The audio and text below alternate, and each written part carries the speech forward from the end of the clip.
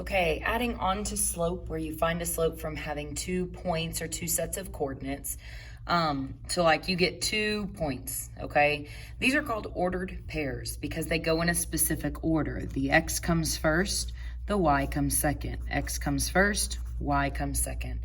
And so because there are 2 of them, we label them as x1 and y1, x2 and y2. So x from the first point, y from the first point, x from the second point, y from the second point. This doesn't mean it gets squared or anything. It's truly just a label situation.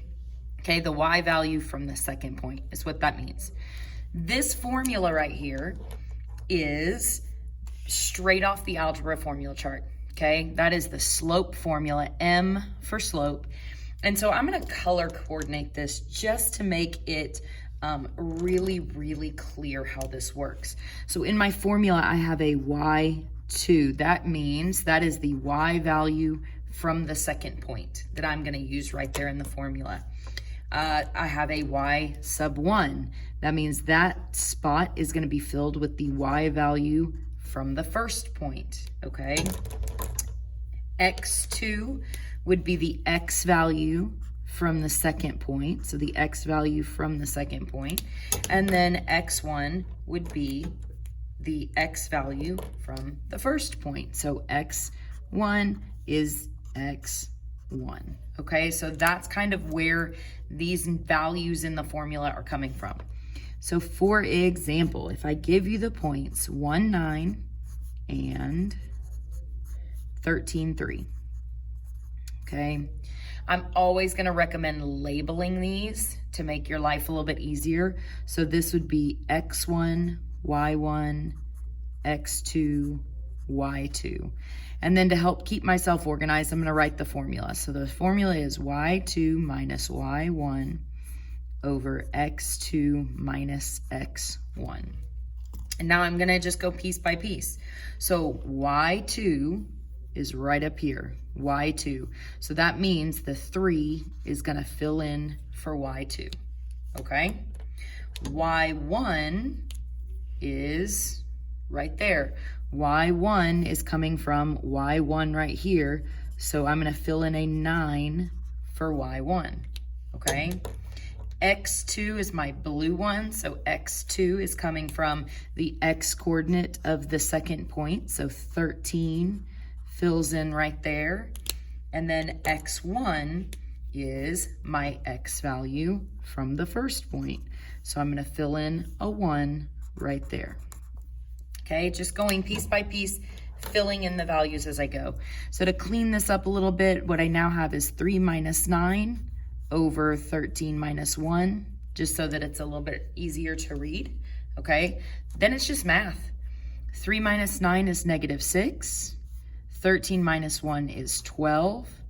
Negative 6/12 simplifies to negative 1/2. Okay, so this is perfectly great. You can also write that as negative 1/2 with the negative out front. You can also even write it as 1 over negative 2. These are all the same. It really doesn't matter where that negative goes.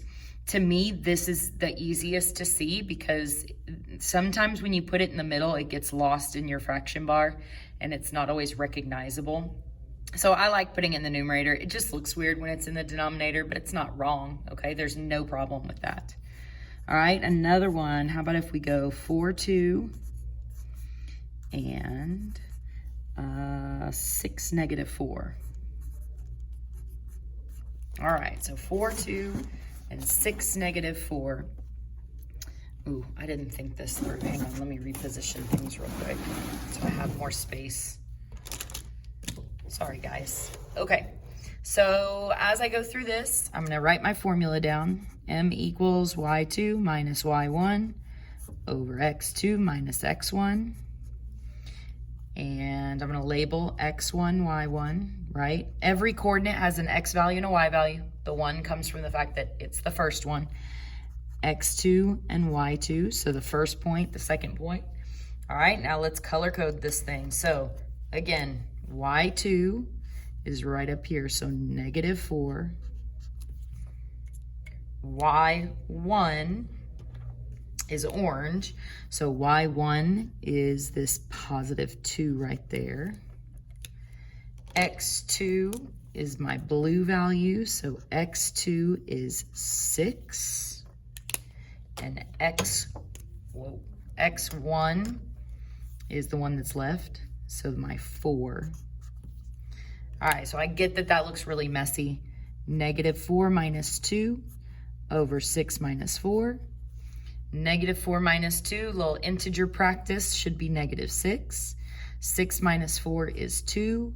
That simplifies to -3 over 1, which is the same as just -3. This is fine if you put it over 1. It's not wrong by any means, but I will say that answer choices, like multiple choice options, you're not going to see the 3 over 1. You're just going to see -3. There is one situation that tends to confuse people. So -8, 10, and 6, -4. We're going to keep that -4 in there. 6, -4. Okay. I would encourage you at this point to pause. Try to do this one on your own. I think it will help you. But, you know, I'm going to go over it too. So x1, y1, x2, y2. I'm going to attempt, no, I'm not, just kidding. Formula is y2 minus y1, x2 minus x1.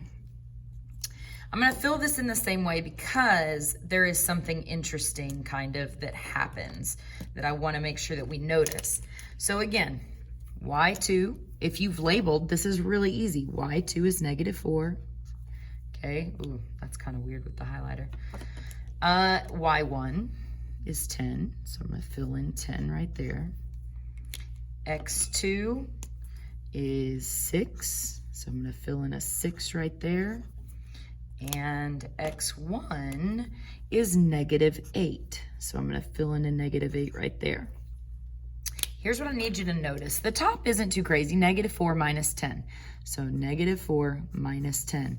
In the bottom, though, you get 6 minus -8. 6 minus -8. That minus, the negative, does not take the place of the minus. They're both there. You have the minus from the formula and the negative from the number that you're plugging in, okay? So you end up with double negatives there. So now when I go to work it out, -4 minus 10 is -14, right? If I go back 4 spaces and then I go back 10 more spaces, I get -14. Minus a negative becomes plus, right? Double negatives makes addition. So 6 plus 8 is +14. -14 over +14 makes -1. Okay, when you simplify that down. Now, there are a couple of notes that I added on to the very bottom that I want to make sure that we get, and that is if you end up with a slope of a number over 0, okay? So you have a rise of some amount and a run of 0. So when you do the math, this may happen where you end up with a 0 in there. Versus if you end up with a 0 over a number. These are two different scenarios, and I need us to be very careful about that. So the easiest way I can tell you to do it is to imagine what this is saying. So I'm going to, like, if I had a line, this means I'm going to rise some amount and I'm not going to run anything.